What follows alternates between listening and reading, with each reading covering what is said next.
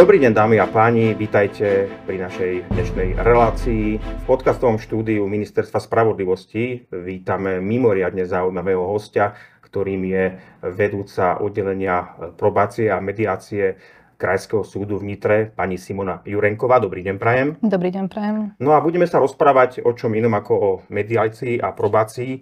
Tak na úvod povedzte našim divákom, čo tento termín, ktorý v poslednom čase čoraz viac rezonuje aj v médiách, znamená. Čo si máme predstaviť pod pojmom probácia a mediácia? Probačný a mediačný úradník vykonáva jednak úkony súvisiace s probáciou a jednak úkony súvisiace s mediáciou.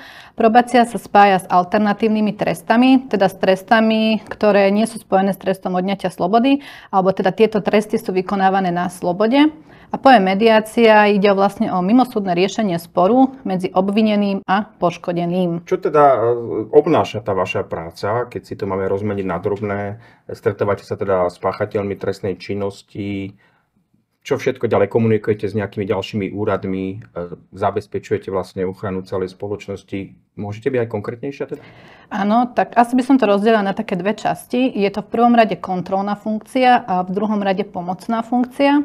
Probačný a mediačný úradník vykonáva dohľad nad správaním takého páchateľa, ktorému bol uložený probačný dohľad a zároveň je mu aj nápomocný pri identifikovaní a minimalizácii problémov, taktiež napomáha mu k tomu, aby nepáchal trestnú činnosť, je mu nápomocný v prípade riešenia problémov, čo sa týka napríklad spoločenských, rodinných, pracovných, pomáha mu pri hľadaní zamestnania a je mu nápomocný v rôznych oblastiach svojho života počas celej skúšobnej doby, respektíve počas celého probačného dohľadu.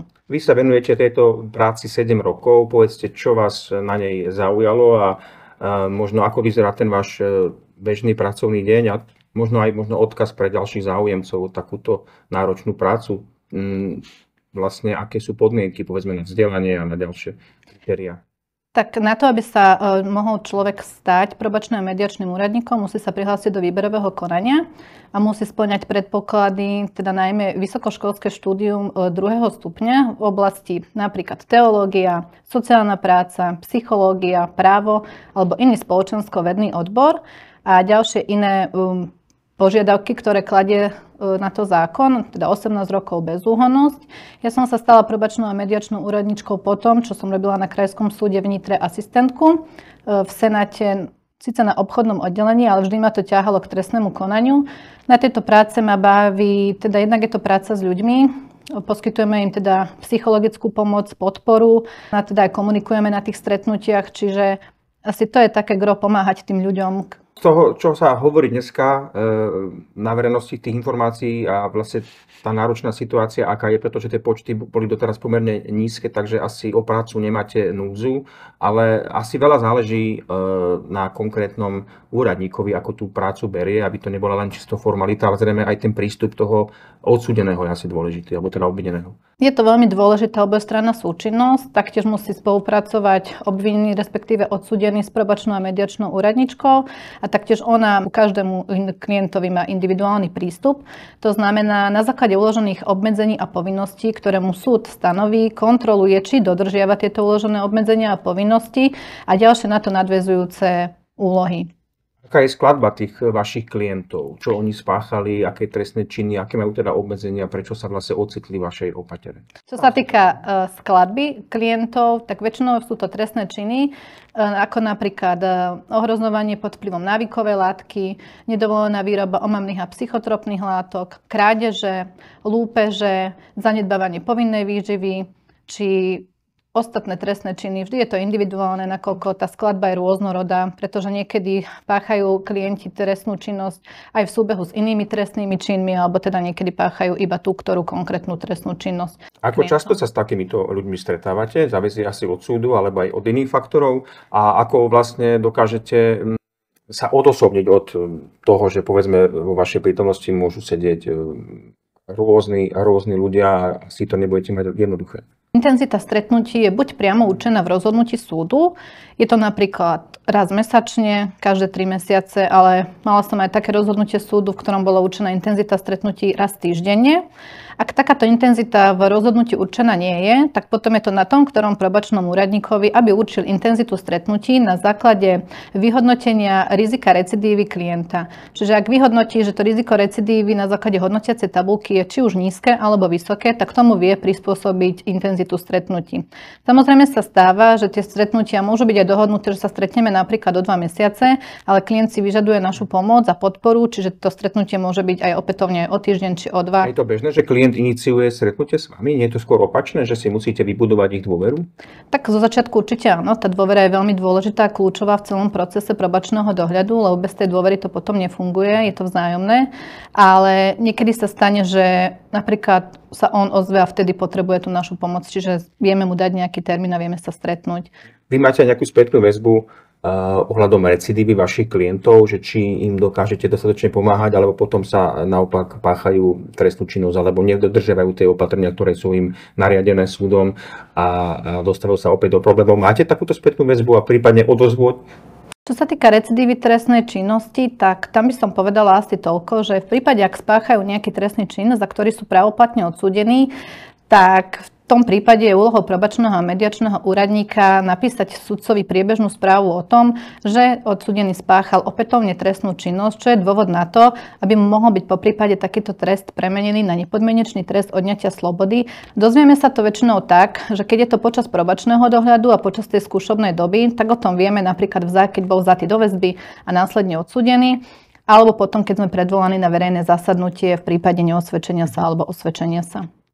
Aká hlboká môže byť intenzita tých vzťahov úradníkov s odsúdenými? Je to naozaj v takom štádiu, že už ku koncu sú voči vám otvorení, že vám hovoria o svojich problémoch, že naozaj u vás vidia nejakú pomoc, že im dokážete podať pomocnú ruku? Ako som už na začiatku povedala, sme teda im nápomocní v riešení ich problémov, čiže určite sa na nás obracajú, lebo teda majú v nás dôveru. Zo začiatku to býva aj tak, že nechcú chodiť, alebo teda sú nahnevaní na súdy, že teda boli odsúdení, majú uložený probačný dohľad, ale keď nevedia, čo to znamená, tak potom majú k tomu nejaké negatívne stanovisko, avšak počase pochopia, že vlastne im chceme dobre a chceme spoločne dospieť k nejakému rovnakému cieľu, byť im nápomocný a viesť ich k tomu, aby viedli riadny život. To je vlastne gro celého toho, že aby sa opätovne nedostali či už do výkonu trestu, alebo opätovne neboli odsúdení. A darí sa to? Nie sú ľudia nenapraviteľní? Ja si myslím, že sa to darí, pretože ten prístup je individuálny ku každému klientovi, čiže určite sa to darí, ale takisto nebudem popierať, že nie je recidíva, keďže sú klienti napríklad pri trestných činoch krádeže alebo napríklad nedovolenej výroby omamných a psychotropných látok, ktorí opätovne páchajú trestnú činnosť.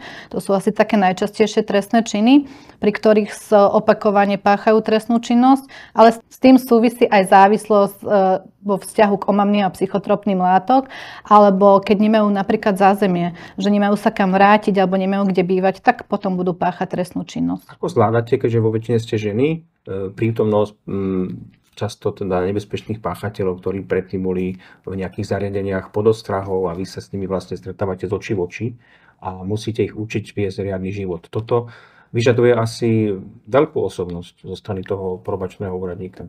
Tak vyžaduje to určite veľkú osobnosť, ale na začiatku si vždy stanovíme pravidlá, ako budeme spolupracovať, ako si to predstavuje probačný úradník, aké má očakávania od toho klient. A keď teda ideme v tom našom tempe, že si vieme a že dodržiavame teda tie nastavené pravidlá, tak to potom ide. Ale samozrejme závisí to aj na klientovi, či je odhodlaný k tomu, aby viedol riadny život, či je dostatočne motivovaný k tomu, aby viedol riadny život, ale kľúčovým je v tomto procese ten probačný úradník, ktorý ho k tomu samozrejme vedie a motivuje. Zažili ste vo svojej praxi aj chvíle, keď vám išlo povedzme o krk, alebo vám nebolo všetko jedno, alebo naopak zažili ste aj takú reakciu, že ste boli rada, že tú prácu robíte a že ste sa cítili ocenená? Ja osobne môžem povedať, že som skôr zažila takú tú pozitívnu spätnú väzbu. Nemala som doposiaľ počas svojej praxe problém so žiadnym klientom, ani neprišlo k nejakému žiadnemu konfliktu. Skôr takú pozitívnu spätnú väzbu, že to, čo robíte, tak robíte dobre. A teda v tomto procese je dôležitá spolupráca aj s rodinnými príslušníkmi, či už obvineného alebo odsúdeného, ktorí sú nám nápomocní pri riešení konkrétnych problémov alebo pri dodržiavaní uloženého obmedzenia alebo povinností voči danému odsúdenému alebo obvinenému. Veľakrát nám povedia to, čo nám nepovie samotný klient alebo teda odsúdený a obvinený, a práve oni sú tými, ktorí sú nám v tomto nápomocní a povedia nám viac. Môžete aj konkrétne prípadne uviesť z praxe do života nejakú takúto milú skúsenosť? Áno, môžem. Ja osobne som mala spätnú väzbu od matky klienta, ktorý má nahradenú väzbu dohľadom probačného a mediačného úradníka a mal teda zákaz používať alkoholické nápoje. Samozrejme, že sa stalo, že prišla od policajného zboru pozitívna dýchová skúška. A zároveň bol k nej pripojený úradný záznam o tom, že tento klient chcel spáchať samovraždu. Tak som si následne predvolala matku obvineného s tým, že sme sa vlastne porozprávali, kde to pramení, na základe čoho chcel spáchať samovraždu, či mala o tom vedomosť.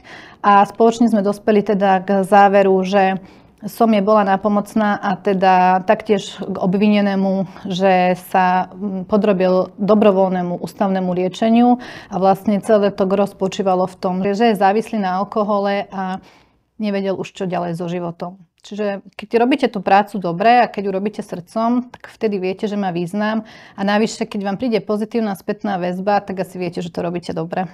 Na záver by som sa možno opýtal na spoluprácu zo strany rezortu spravodlivosti, ktorému sa v Lani teda podarilo presadiť navýšenie počtu probačných a mediačných úradníkov, aj keď stále nie sme na tej úrovni, ktorú by sme chceli, ale zrejme ste pocítili prvé dopady a máte ďalšiu spoluprácu, komunikujete s predstaviteľmi, povedzme, rezortu, hľadáte nejaké ďalšie riešenie spoločné tých problémov, ktoré v aplikačnej praxi sú?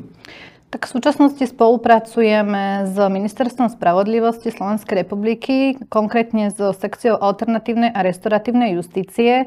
Pri riešení akéhokoľvek problému sú nám nápomocní, taktiež máme pravidelné porady, aj školenia, ktoré sú potrebné pre prácu probačného a mediačného úradníka. Dobre, ďakujem pekne. Naším dnešným hosťom bola Simona Jurenková, vedúca oddelenia probácie a mediácie na Krajskom súde v Nitre. Ďakujem za pozornosť. Ďakujem pekne za pozvanie. Pekný deň.